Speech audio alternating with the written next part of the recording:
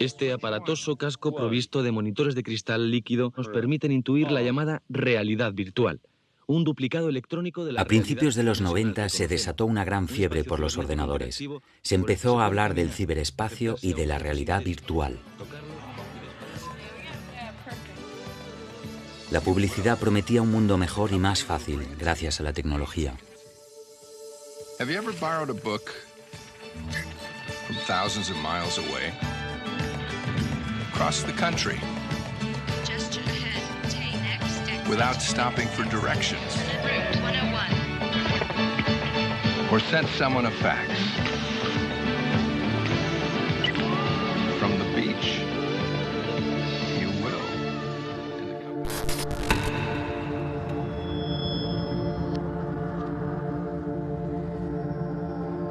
Otros alertaban de los peligros de vernos manipulados y oprimidos por esa misma tecnología. La gente realmente veía en estas nuevas tecnologías un elemento liberalizador, ¿no? Independientemente de que hay cosas que esperábamos y hay cosas que no esperábamos y que han sucedido.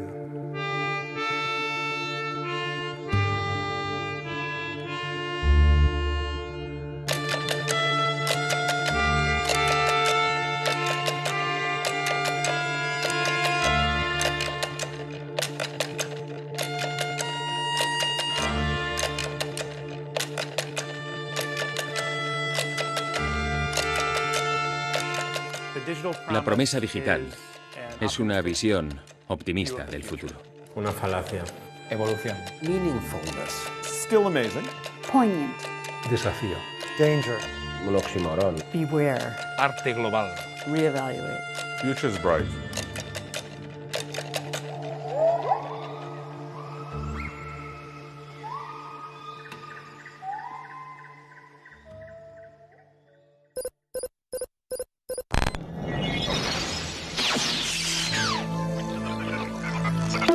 Global net selected.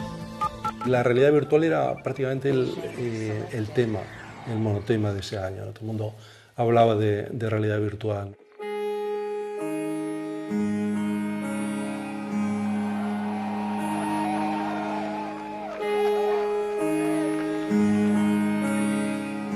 Pero el mundo entonces no estaba precisamente pendiente de la realidad virtual. Just a little one. Why is American? Settle. Settle for. Settle for nothing. Settle for nothing less. Settle for nothing less than the offer of me to sell.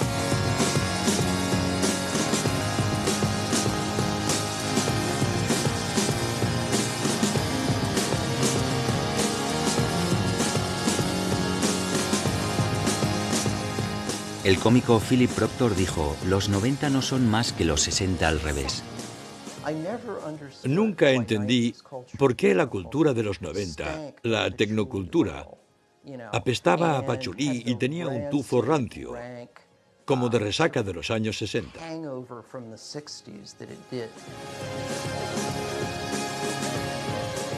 La cibercultura es hermana de la contracultura de los 60. Ambas nacen en California y comparten ideales: lo colaborativo, la utopía de un mundo mejor y la búsqueda de la libertad a través de medios no convencionales.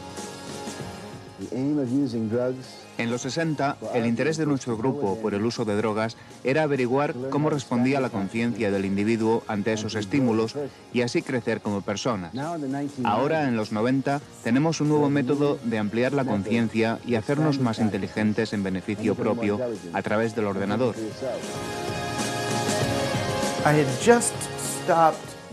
Acababa de dejar las drogas psicodélicas y me introduje en la tecnología digital y pensé, oh, esta es la siguiente etapa del mismo viaje. En los 90 vuelve la psicodelia y el rock clásico.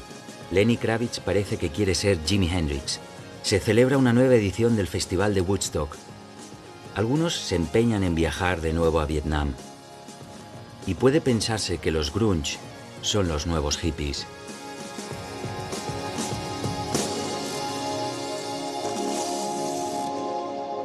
Benvinguts a Art Futura 90.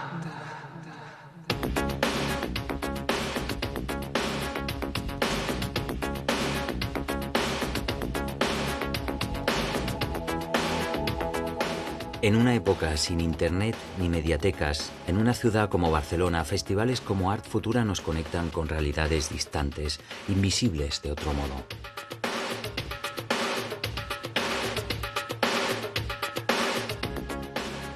Yo creo que Art Futura fue interesante en el sentido de que el mundo entonces, estamos hablando del año 90, nos comunicábamos por carta. Nosotros ni siquiera teníamos fax en la primera edición, ¿no? Y era muy difícil realmente tener acceso a todo este tipo de comunicación.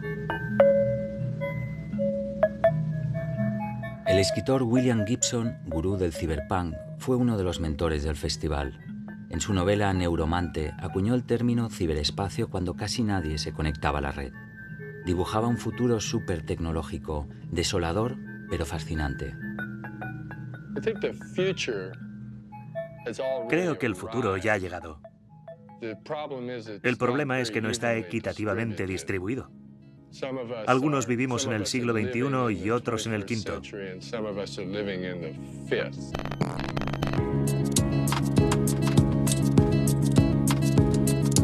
En ese futuro, lo sensorial se ve sustituido por la simulación digital y el ser humano puede evadirse del mundo físico gracias a la máquina.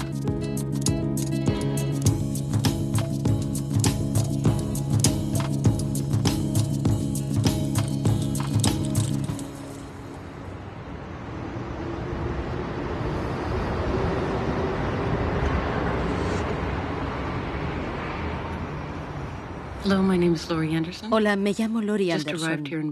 Acabo de llegar a Barcelona y me han pedido que hable del futuro.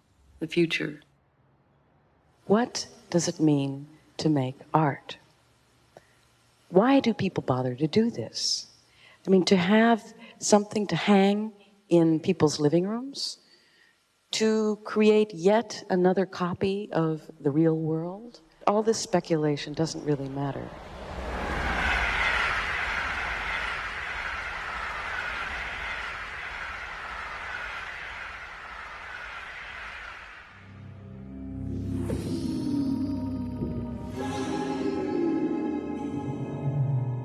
El arte suele anticiparse al futuro.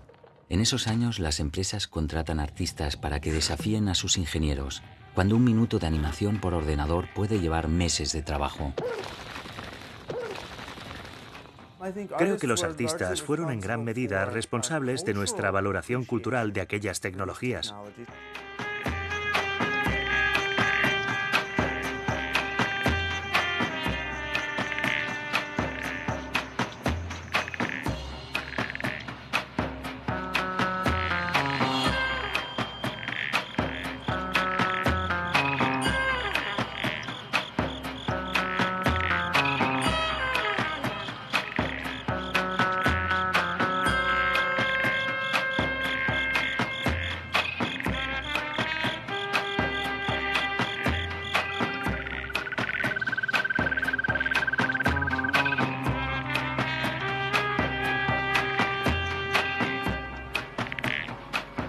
En algunos casos parece que se limitan a hacer meras demostraciones tecnológicas.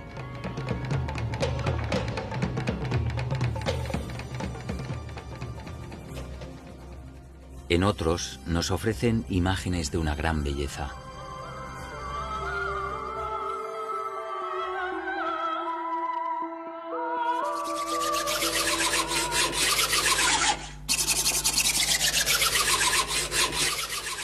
Yo creo que la tecnología digital en el arte está aportando muchísimas cosas. Lo que pasa que no siempre el arte está, digamos, en consonancia, en sincronía con la realidad, ¿no?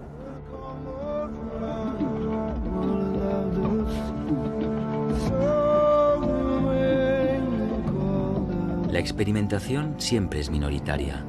pero sin ella no existiría lo que vino a continuación.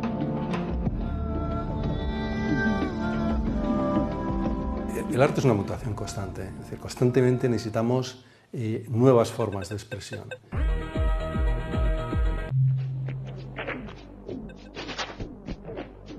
La cibercultura no se entiende sin la interactividad. Los artistas se afanan para incluirla en su discurso.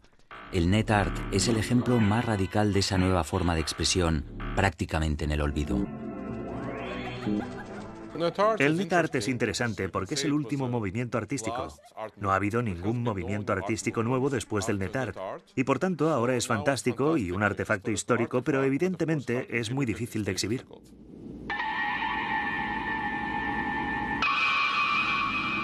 El espectáculo sigue con La Fura.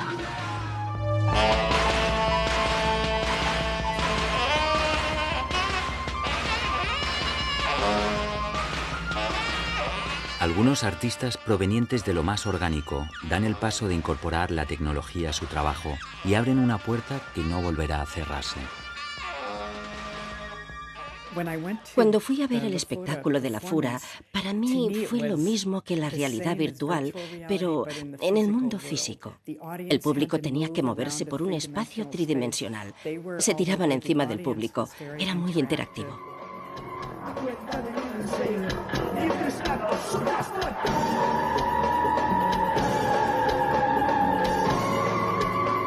Sí, recuerdo que en el año 89 empezamos a trabajar con Rebecca Allen, que ella nos enseñó los secretos del vídeo, y fue una época que había Futura en Barcelona, y entonces conocimos a Timothy Lear, a Gibson, el autor del Neuroamante, y entonces vimos que todo aquello que ellos anunciaban en sus libros, o el propio Timothy Lear, que había experimentado con el LCD, y después cuando murió conectado a Internet, su corazón, para que todo el mundo pudiera ver su propia muerte, pues nos abrió una serie de ventanas.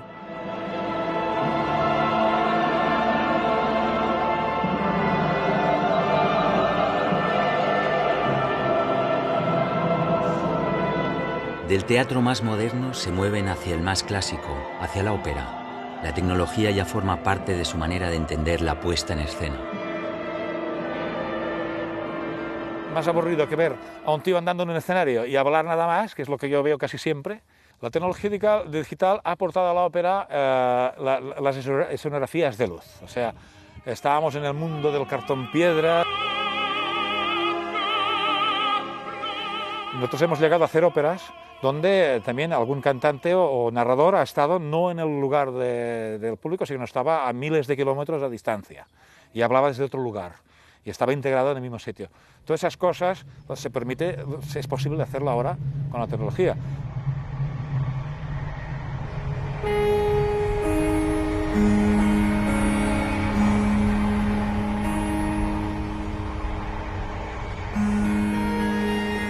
Muchos consideran a Charles Babbage como el primer diseñador de una computadora. En su libro Cómo funciona la música, David Byrne afirma que el ordenador de Babbage era musical, reivindicando el papel siempre pionero de la música.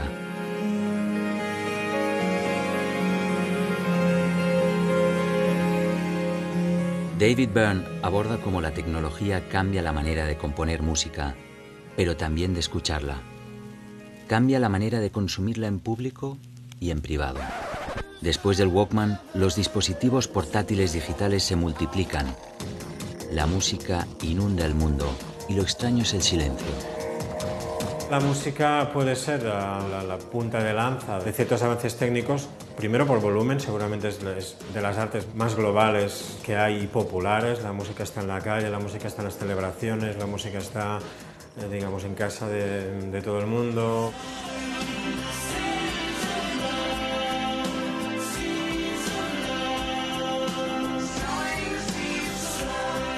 En los 80, en plena explosión de la cultura de lo visual, aparecen los videoclips.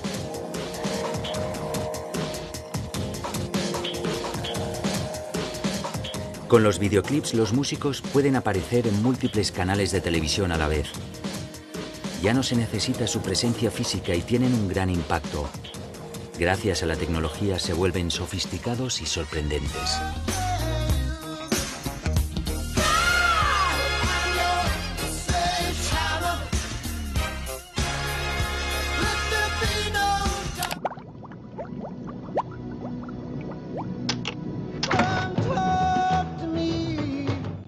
La imagen es la nueva diosa, y entre los músicos cobra mucha importancia lo multimedia.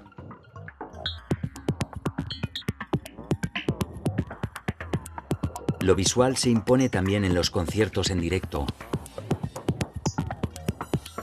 El músico electrónico es alguien en un escenario, quieto, manipulando un ordenador o unos minúsculos botones. Necesita un envoltorio visual, algo que complete el espectáculo. Nace el videojockey y el envoltorio visual se impone más allá de las fronteras electrónicas.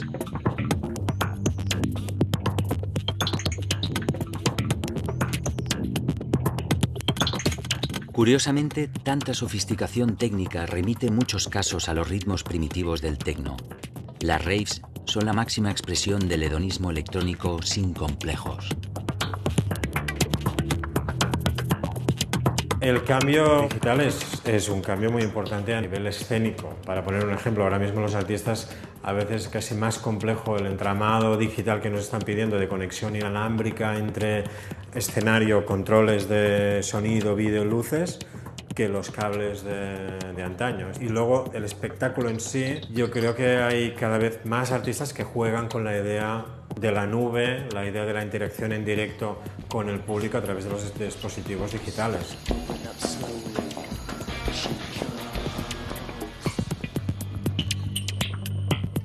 La experimentación también tiene su lugar e incluye la creación de nuevos instrumentos. Nunca ha sido más fácil componer y grabar música.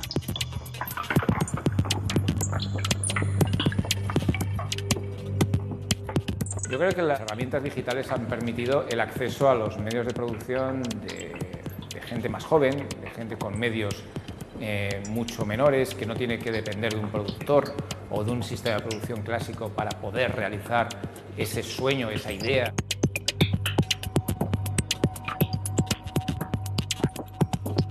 Plataformas con enormes catálogos que permiten escuchar música sin interrupción y a bajo coste arrinconan a la piratería. Es un momento de enorme consumo musical, en el que muchos músicos dependen de sus actuaciones para subsistir, pues lo que perciben por sus grabaciones es ínfimo.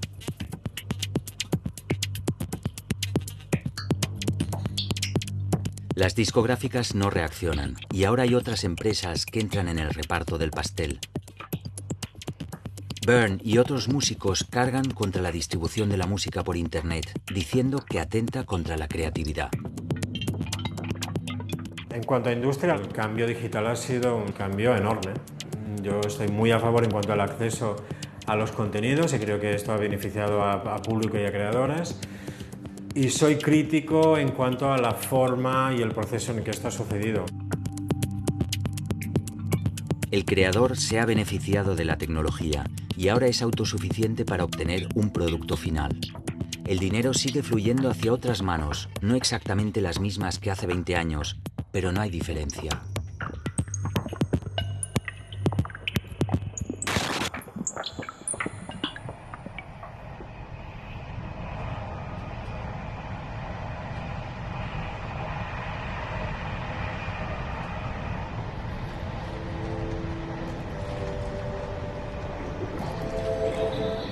La transformación de la creación en dinero, el negociante detrás de la obra, es lo que provoca el cambio.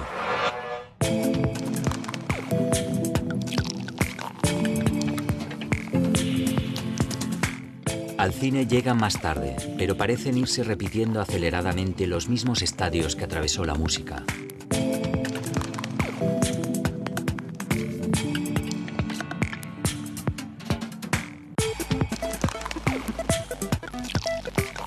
Los efectos especiales, que eran mero complemento de la historia, se vuelven objeto principal de la misma.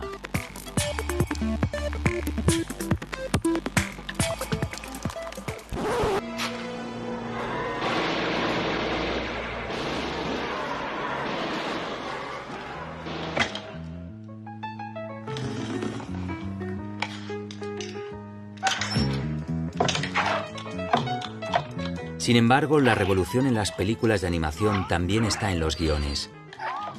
Se incluyen dobles niveles de contenido para que los adultos miren las películas no como simples acompañantes de sus hijos. La productora Pixar tiene una importancia fundamental en este proceso.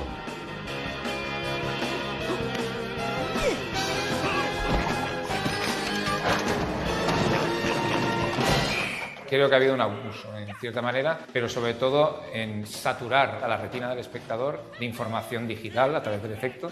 Por eso muchas veces se dice, esta película es aburrida. A lo mejor las nuevas generaciones más acostumbradas al videojuego, etcétera, no.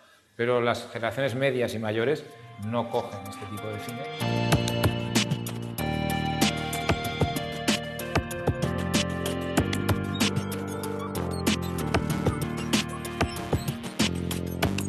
El cine también sigue los pasos de la música en cuanto a la manera de disfrutarlo. Del evento social que suponía ir al cine pasamos al consumo individual, primero en casa y luego en cualquier lugar.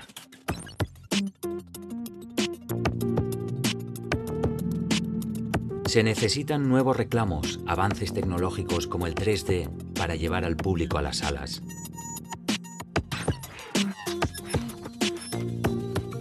El efecto especial pasa a ser protagonista sobre la historia incluso, y que muchas películas se han convertido en demos de tecnología de lo que se puede hacer. Una carrera tecnológica a ver quién hace el efecto más alucinante.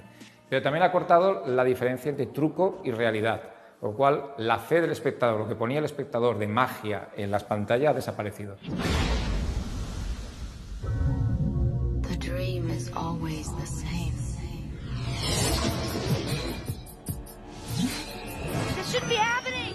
De un videojuego de gran éxito nació la película Final Fantasy, un intento de fotorrealismo que precisó de un esfuerzo descomunal y arrastró a la ruina a sus promotores.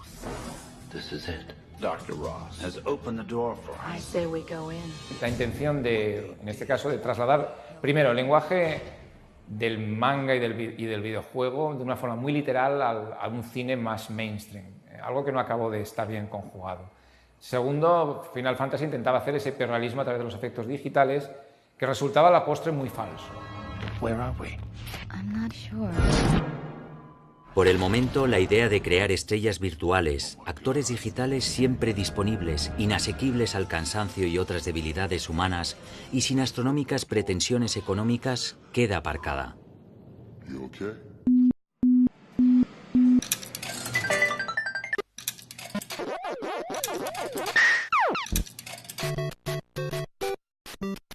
Los videojuegos son la primera expresión cultural o de entretenimiento puramente digital, interactiva, sin un final ya escrito y plenamente participativa. Dirigidos inicialmente a niños y adolescentes, esos nativos digitales han crecido con ellos. La industria del videojuego supera ampliamente en volumen de negocio a la del cine.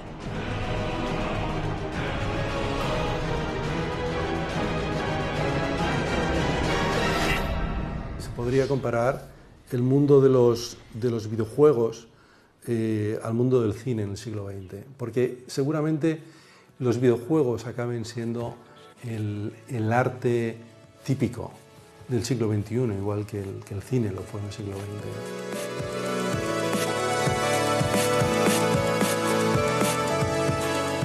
En los videojuegos se da el desdoblamiento virtual de la personalidad que tanto gusta en la cibercultura. Poder ser otro, un piloto de carreras, un guerrero mítico, un asesino de alienígenas, un atleta sexual. El segundo gran factor de su ADN digital es la interconexión, la capacidad de relacionarse con muchos otros a distancia, que se sublima con los juegos masivos multijugador.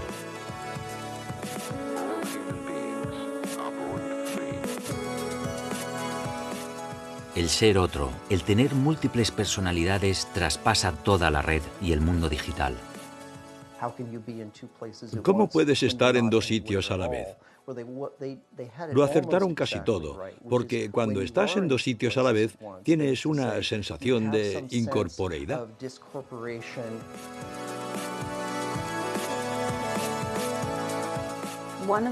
Una de las cosas que te permite la red es dispersar tu identidad.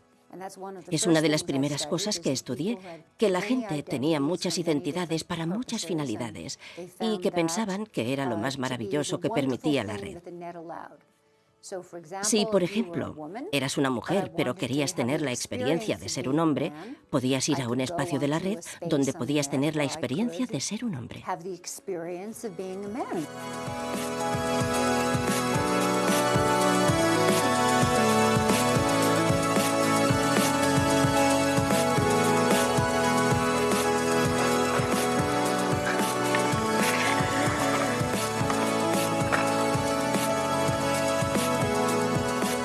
En la cibercultura, donde todo parece desmaterializarse, existe sin embargo una gran obsesión por el cuerpo.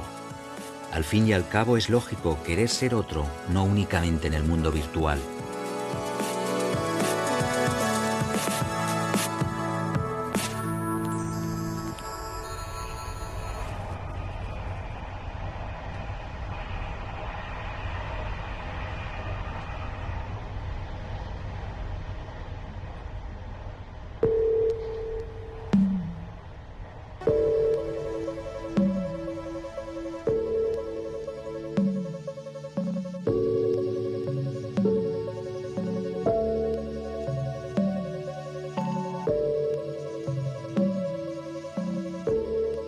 Lo digital es como una gran cueva negra y tú tienes que ir palpando las paredes y las piedras del techo para descubrirlo. Y para mí una forma de hacerlo es utilizando mi propio cuerpo.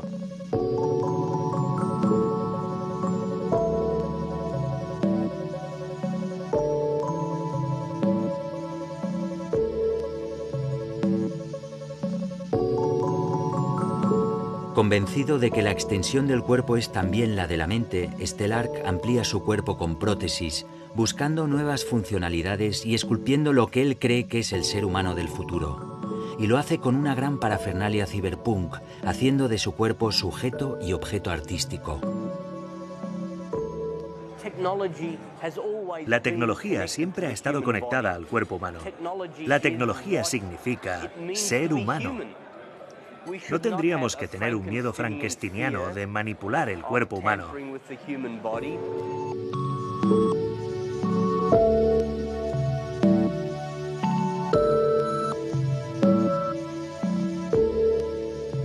Yo creo que la idea de la prótesis y sobre todo la idea del ciber que formaba parte de esta utopía, ¿no? Y es una utopía que se ha ido diluyendo. Primero porque todos somos un poco cyborgs. Hemos asumido este hecho desde las prótesis dentales, las operaciones de cataratas, los marcapasos, en sus últimas extensiones ciertos fármacos, etc. La artista francesa Orlan lo lleva al límite. Ya no se trata de añadir prótesis o de manipular el cuerpo, sino de someterse a auténticas operaciones quirúrgicas. Y lo hace dándole la categoría de show televisivo, en el que Orlan quiere modificar su rostro y convertirse ella misma en una obra de arte, mientras clama que está en lucha contra el ADN. Algo que no parece alejado de la cirugía estética actual.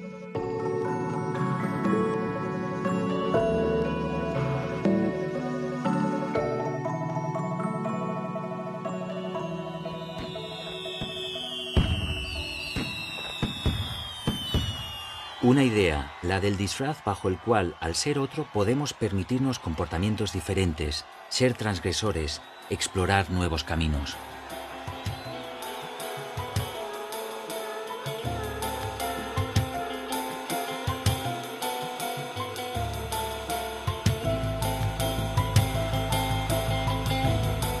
La idea de la separación entre la mente y el cuerpo entraña un cierto desprecio hacia lo que autores como William Gibson llaman prisión de la carne. Y sin embargo, voces como las de Marvin Minsky, padre de la inteligencia artificial, afirman que el hombre y la máquina ya han convergido y que se trata de un proceso irreversible. Los primeros robots se conciben a imagen y semejanza del ser humano.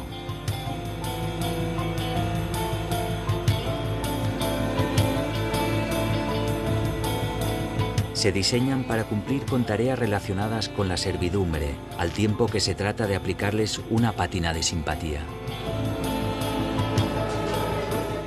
Y los artistas se recrean trabajando esas semejanzas y las diferencias.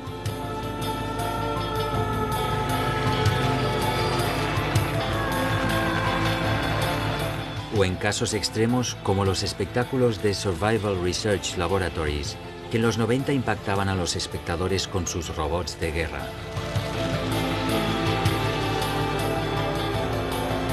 Pero los robots más efectivos son desde hace muchos años aquellos sin semejanza con el cuerpo humano. Por un lado, los robots industriales programados para tareas rutinarias o peligrosas, que llevan a cabo sin descanso y con poco margen de error. Por otro, están los robots más poderosos. Son invisibles, inteligentes y meramente electrónicos. Y ponen su enorme capacidad de computación y algoritmos secretos al servicio del comercio, el espionaje y el control político.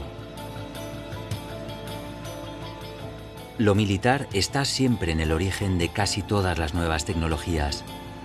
Fibra óptica, GPS, Internet, inteligencia artificial. En la guerra contemporánea, los militares reclutan a sus pilotos para drones entre los mejores videojugadores.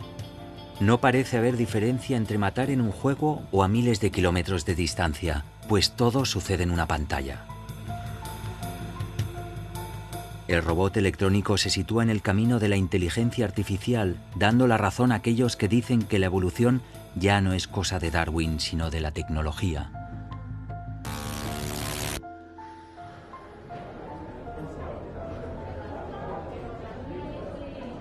Cuando Garry Kasparov fue derrotado por el superordenador Deep Blue, algunos lo consideraron una anécdota. Hoy día cualquier software barato puede batir a un maestro de ajedrez.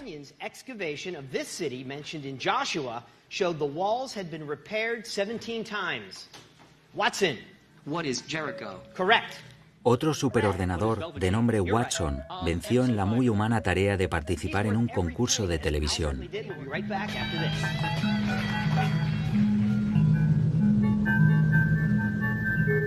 El matemático Alan Turing, uno de los padres de la computación, ideó un test para determinar si una máquina puede pensar o no. Muchos dicen que en breve lo harán. Otros, como el profesor de robótica Hiroshima Ishiguro, afirman que sin emoción no hay verdadera inteligencia. ¿Puede tener sentido del humor una máquina? Eso sería una cosa mucho más compleja de conseguir.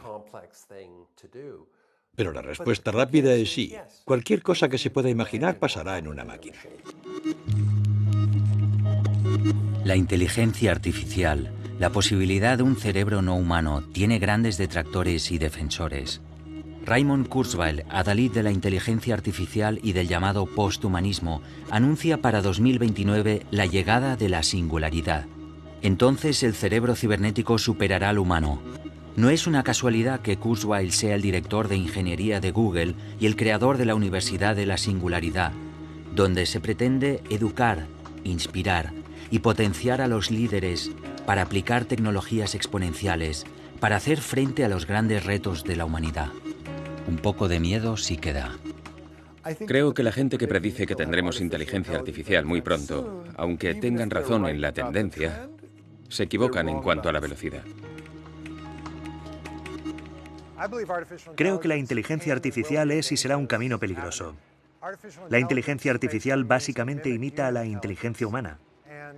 Con la escala de los superordenadores y el Big Data se puede acceder a una gran cantidad de información instantáneamente y además los datos y la información son ubicuas, de tal manera que pueden ir y venir de un sitio a otro en cualquier momento con cualquier finalidad.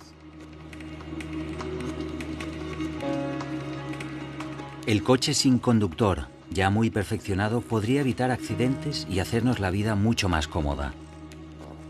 Los ordenadores no son solo capaces de realizar tareas más o menos mecánicas como traducir, sino que ya pueden escribir textos por sí solos.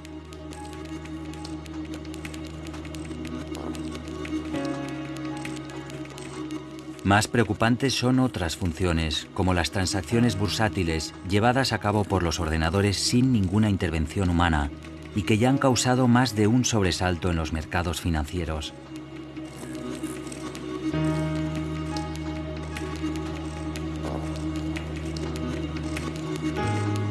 El fantasma de un supercerebro nos acecha desde el principio. El temor era que los ordenadores fuesen como superhombres, que fuesen más inteligentes que nosotros, que nos quitarían el trabajo y, en algunos casos, ha sido así. Esta idea de que las máquinas dejarán a la gente sin trabajo, surgida durante la Revolución Industrial, cobra fuerza de nuevo. Dejémosles que sustituyan todas las cosas. La gente está preocupada y dice, los robots nos quitarán el trabajo. Y yo digo, que hagan todas las tareas que no impliquen una inteligencia superior, que hagan las cosas que pueden hacer mejor y dejemos que los humanos hagan lo que saben hacer bien. En el futuro habrá dos tipos de trabajo. Habrá personas que dirán a los ordenadores qué tienen que hacer y personas a quienes los ordenadores les dirán qué tienen que hacer. Escritores como James Barrat van más allá de una cuestión laboral. Barrat predice el fin de la humanidad a manos de una superinteligencia artificial capaz de alterar su programación original, imposible de detener.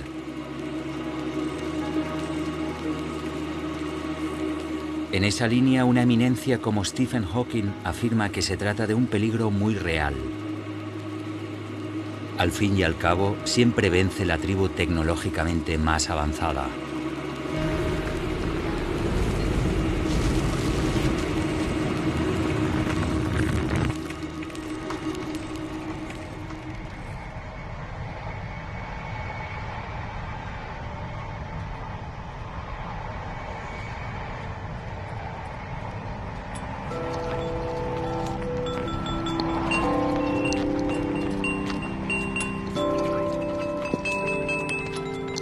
La tecnología es indistinguible en nuestras vidas, ha penetrado en todos los estratos de la actividad humana en todo momento y en todas partes. Se trata de un tema tan amplio como el propio mundo, la propia idea de la World Wide Web.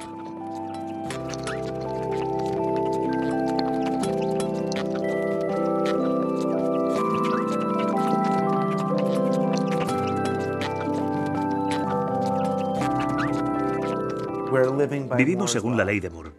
Por tanto, todo seguirá mejorando. La economía crecerá, nuestros datos serán más densos y se supone que la gente tiene que adaptarse. Las revoluciones tecnológicas anteriores buscaban la extensión de nuestros cuerpos. En la revolución digital asistimos a la expansión de nuestros cerebros.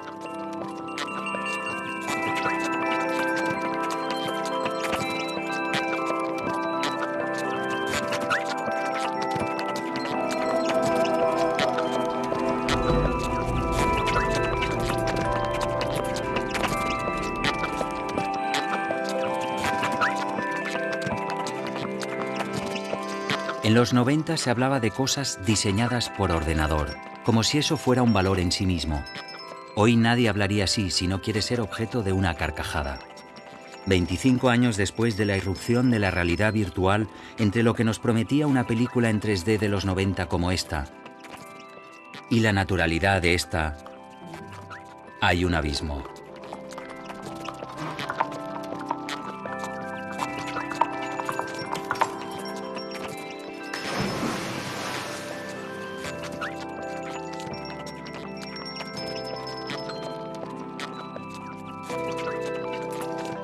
Un cuarto de siglo que parece una eternidad, aunque tan solo estamos en el fin de la infancia digital. Las criaturas de Theo Jansen se acercan a la idea de vida artificial. Nacieron en las entrañas de un ordenador. Algo que ya no tiene la menor importancia.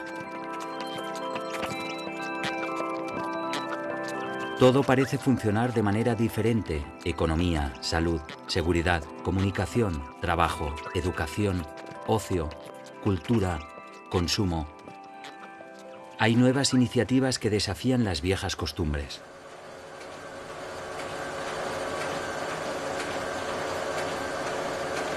Pero en realidad no ha cambiado la lógica que mueve el mundo.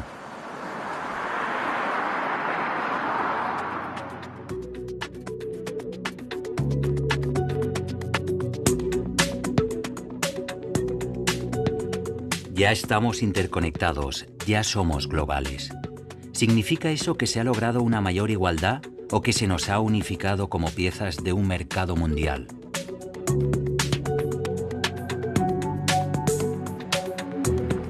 La presencia permanente de multipantallas simboliza ese estado de constante interconexión que produce una cantidad inconmensurable de datos.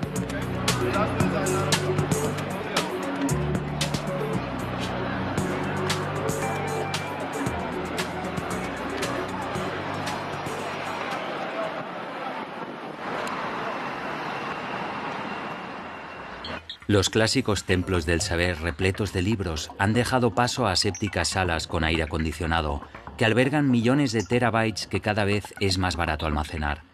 A esas enormes cantidades de información se la conoce como Big Data.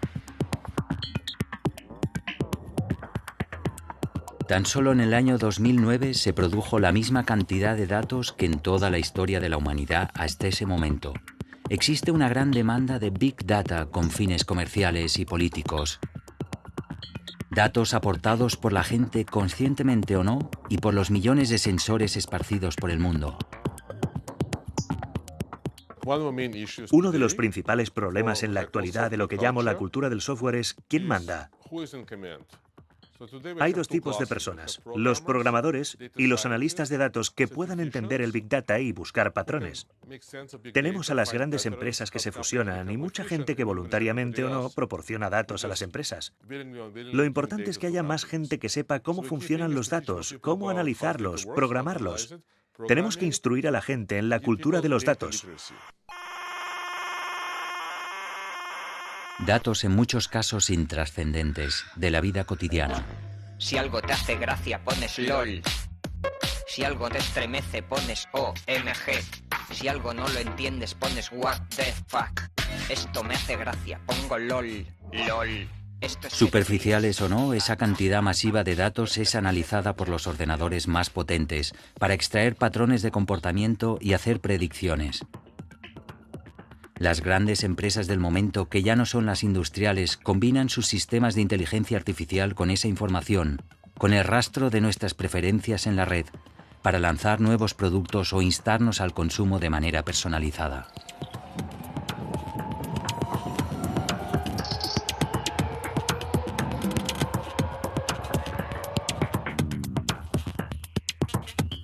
Asimismo, el Big Data es una herramienta muy útil para los gobiernos en su afán de control de la población. Nos autoexponemos al mundo, ofrecemos nuestras vidas que son recogidas por intereses comerciales y políticos, y empieza el conflicto de dónde queda lo privado y dónde lo público. La pregunta es, ¿quién controla estos datos? Y una vez más, ¿cuánto tiempo se conservan estos datos? La edad de la inocencia se ha acabado. Nos dicen que para garantizar nuestra seguridad hemos de sacrificar nuestra libertad. Héroes o villanos, algunos se rebelan contra esa invasión y en un maravilloso y acrobático bucle revelan datos que comprometen a esos propios gobiernos.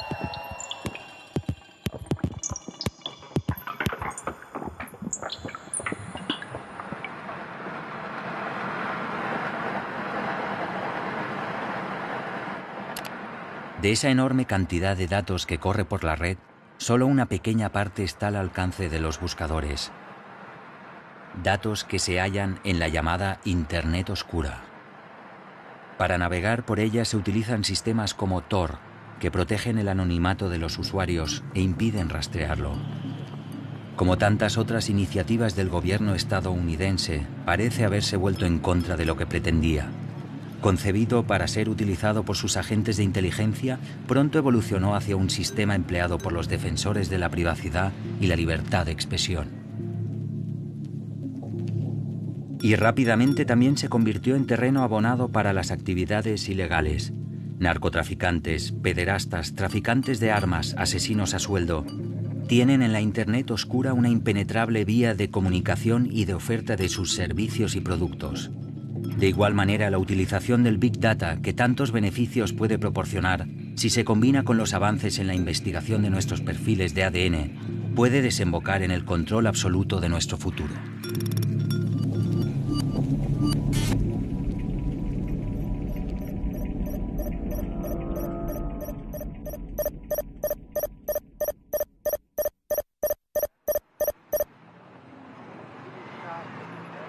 Esa vigilancia a la que somos sometidos provoca rechazo, un rechazo que puede llegar a la violencia.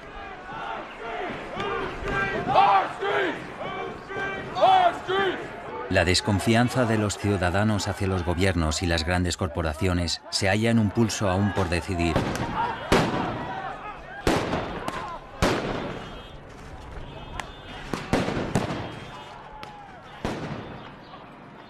Aunque a algunos no parece preocuparles en absoluto. Creo que la privacidad es una ilusión y, por tanto, no me preocupa tanto como a otros. De hecho, nunca he pensado que exista la privacidad. Creo que cualquier cosa que coloque es pública y esa es mi filosofía en Internet. Un experimento llevado a cabo por Facebook, sin el consentimiento de los usuarios, en el que se alteraba lo que veían en su muro, vuelve a poner sobre la mesa la violación de la privacidad por parte de algunas redes sociales. A algunos usuarios no les sentó bien la iniciativa. En el corazón geográfico de la revolución digital, en Silicon Valley, donde hay tantos multimillonarios gracias a las nuevas tecnologías, es donde hay más indicios de rechazo que se extiende al mundo real.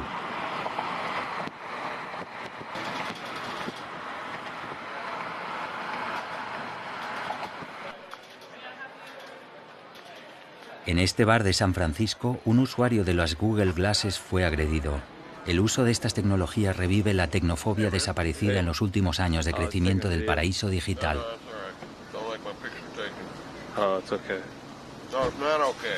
It's a private conversation. All right, calm down. Leave.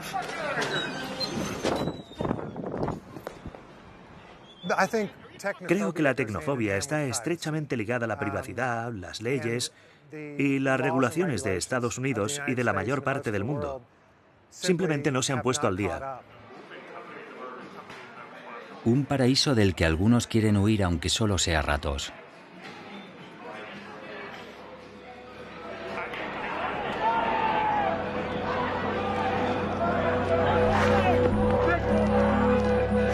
La misma tecnología que posibilita el control de los ciudadanos ofrece herramientas para burlarlo. Protesta tras protesta, lo que vemos es que la gente usa estas herramientas para sincronizar sus opiniones. Todos estamos de acuerdo en que el 25 de enero será el día que ocupemos la plaza Tahrir en Egipto. Coordinan sus acciones. Iremos por estas calles y no por aquellas.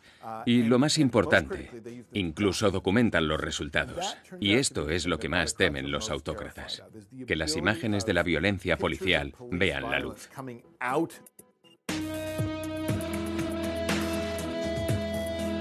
Las redes sociales se sitúan en primer plano. Lo que es tendencia en ellas se tiene en cuenta en otros medios. En esas mismas redes se las critica por su política de almacenamiento de datos, su usual tolerancia con la violencia y la censura sin matices de, por ejemplo, los cuerpos desnudos.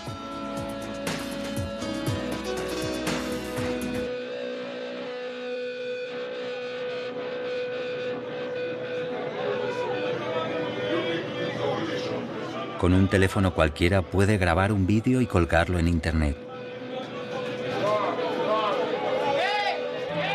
Como el de esta agresión racista en el metro de Barcelona.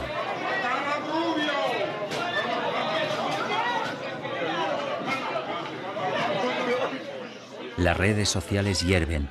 El vídeo se ve en todos los soportes y canales.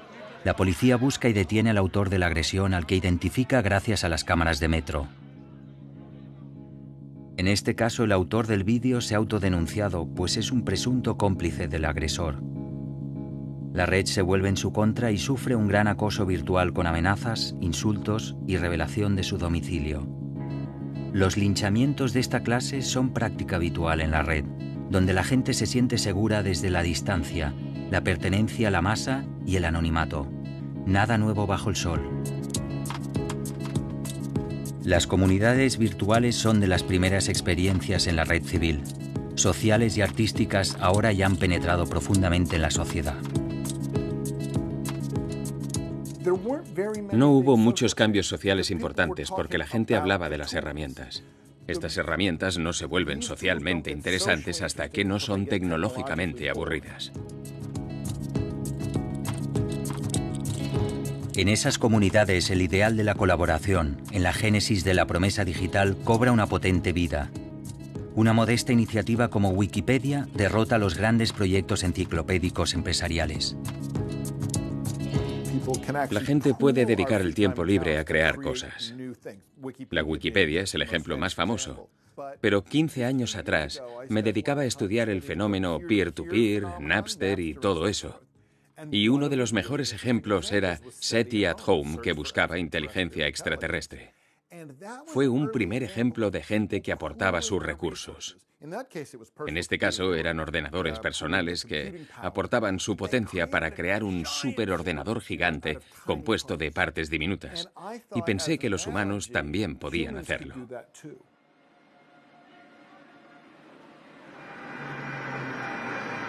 En nuestra sociedad se da por descontado que todos tenemos acceso a esos medios y herramientas. Las diferencias en el acceso a los avances médicos son el ejemplo más claro de la desigualdad tecnológica. Gracias a Dios que tenemos anestesia. Gracias a Dios que tenemos la cirugía robótica. Todas estas cosas son positivas. ¿Quién querría volver a la cirugía de cáncer de pecho de la era victoriana? Si miras los daguerrotipos no son bonitos de ver, ¿no? Pero la tecnología no es algo que sucede en el vacío. Está sujeta a la historia y delimitada por la cultura.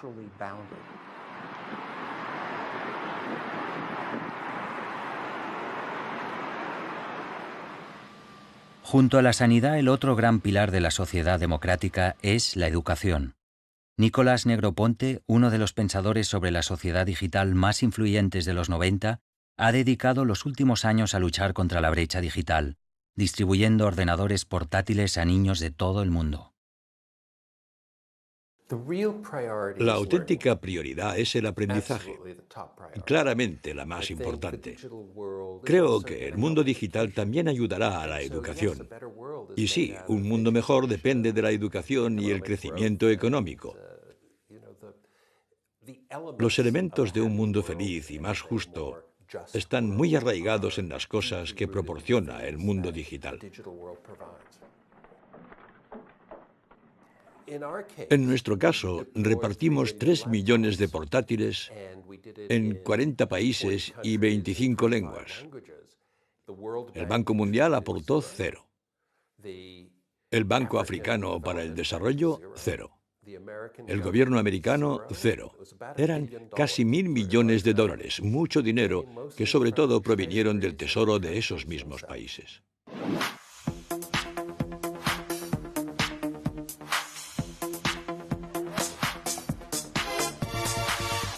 Y las claves para acceder a los nuevos medios de comunicación son otras. Se dice que más democráticas. Pero sigue habiendo reglas con la misma implacable lógica comercial de siempre. Tengo mucha experiencia en vídeos que han triunfado en la red. Si me quieres contratar para dirigir un vídeo de tu marca para que se popularice, puedo hacerlo. Pero no puedes encargar un vídeo viral y decir, de acuerdo, aquí lo tienes.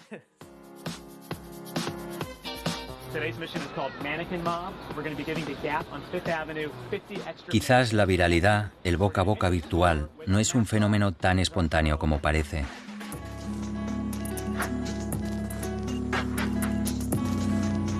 En realidad, las grandes autopistas de acceso recuerdan a cuando había muy pocos canales de televisión. Si la distribución se monopoliza, se alerta de que ese distribuidor puede condicionar los contenidos. A modo de ejemplo, Amazon controla el 60% del mercado del libro en Estados Unidos y el 90% del libro electrónico.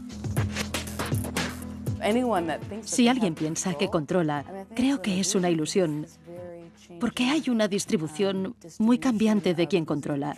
Eso es lo que me encanta. La igualdad en el acceso a los contenidos, la llamada neutralidad, ya había sido puesta en cuestión por las prácticas de los buscadores y los grandes distribuidores de contenidos. Ahora será más rápido y fácil llegar a un contenido si se paga. Es el despertar del sueño de creer que hay cosas gratis. Creo que en Estados Unidos y en todo el mundo se tendría que considerar como una empresa pública.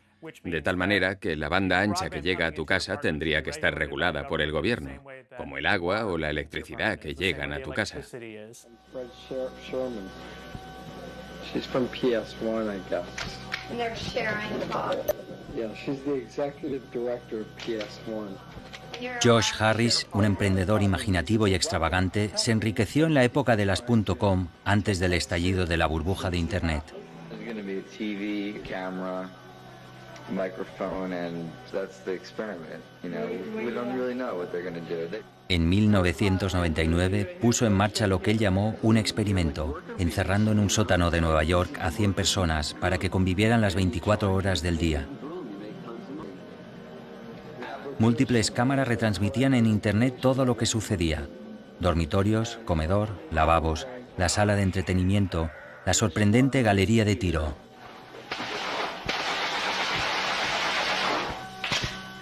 Al poco tiempo, la policía de la ciudad acabó con la experiencia. En esa misma época se ponía en marcha el programa de televisión Gran Hermano, con un planteamiento similar. Exponer lo más privado en público se convierte en algo común, como si ya nadie tuviera que tener secretos, como si todo se tuviera que compartir.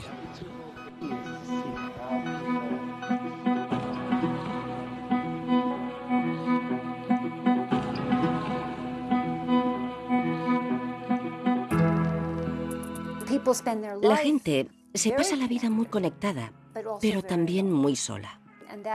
Me recuerda cómo es vivir en una gran ciudad donde tienes muchas relaciones superficiales, muchos vínculos con mucha gente, pero del tipo hola, hola, hola, pero al final del día piensas, ¿a quién conozco bien? ¿Quién es un amigo de verdad?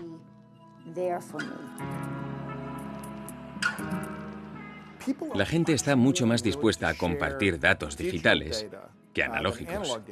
Si quieres que te dé un libro, ya no tengo el libro. Si quieres que te dé una copia digital del libro, me parece una manera diferente de compartir. De la utopía digital queda esa posibilidad de desdoblamiento en lo virtual. De nuevo la idea del disfraz, de poder ser otro.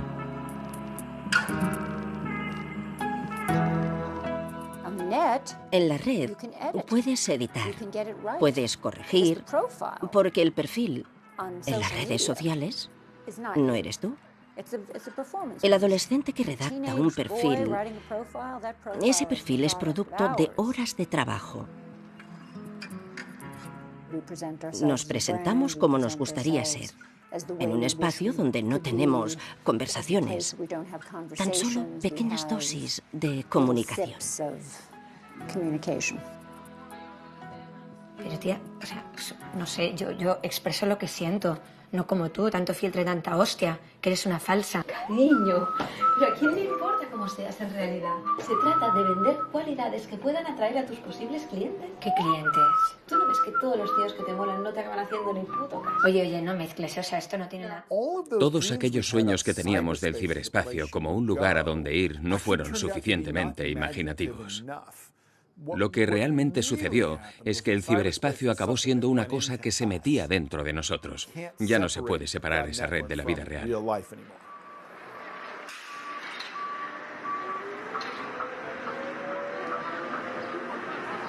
Lo digital se suma a lo real, no hay sustitución, interactúan, entran en competencia. Lo analógico y lo digital conviven en un solo mundo.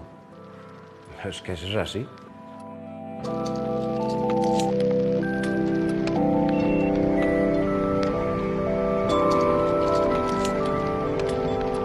Desde la invención de las primeras herramientas y del descubrimiento de cómo hacer fuego, ha habido varias revoluciones tecnológicas. Unos cambios que no fueron simples mejoras, sino rotundas rupturas. Ahora nos hallamos en el epicentro de una transformación que puede ser más radical que todas las anteriores. Creo que la gente no era consciente. Yo no era consciente de hasta qué punto estas tecnologías afectarían los aspectos más potentes, más íntimos y personales de nuestro corazón. de nuestras decisiones personales, de nuestras vidas, de nuestras relaciones, y que teníamos que tener cuidado porque somos muy vulnerables.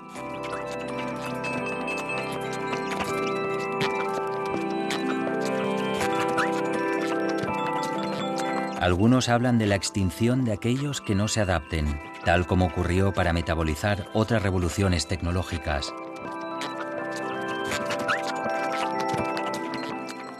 Todo el mundo cambia de la misma manera que todos cambiaron durante la Revolución Industrial.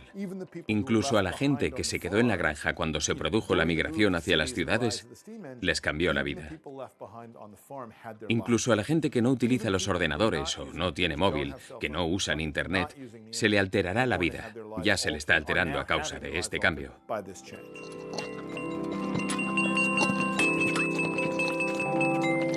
Liquidado el idealismo, a nuestro alcance se mantiene la vertiente práctica de la promesa de un sinfín de posibilidades para una vida más fácil, más cómoda, mejor, siempre que estemos permanentemente conectados, enganchados.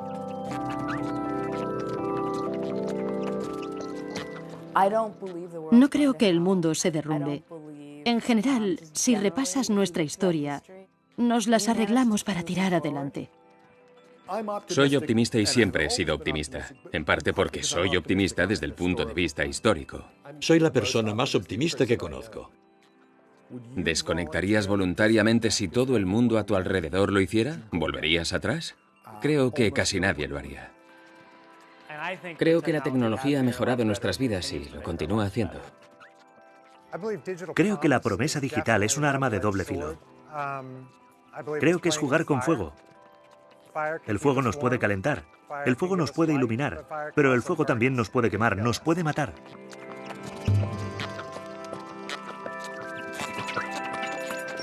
El futuro próximo está pasando ahora.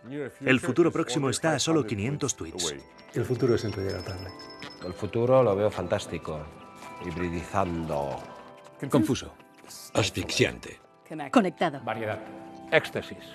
Precario. Una incógnita. La materialización de ese peligro. Ruptura total.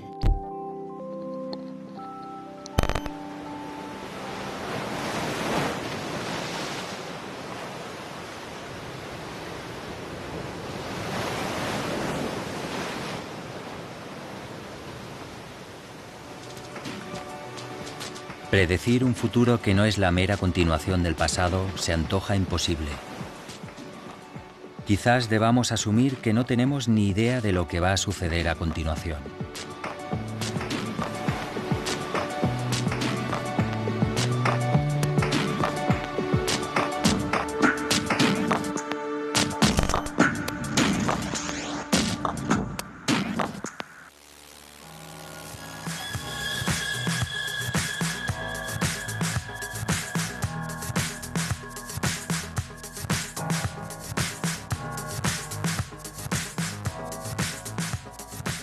Governments of the industrial world, you weary giants of flesh and steel, I come from cyberspace, the new home of mind. On behalf of the future, I ask you of the past to leave us alone. You are not welcome among us. You have no sovereignty where we gather. Your legal concepts of property, expression, identity, movement, and context do not apply to us. They are all based on matter, and there is no matter here. We must declare our virtual selves immune to your sovereignty, even as we continue to consent to your rule over our bodies. We will spread ourselves across the planet so that no one may arrest our thoughts. We will create a civilization of the mind in cyberspace. May it be more humane and fair than the world your governments have made before. Sé lo que estáis pensando.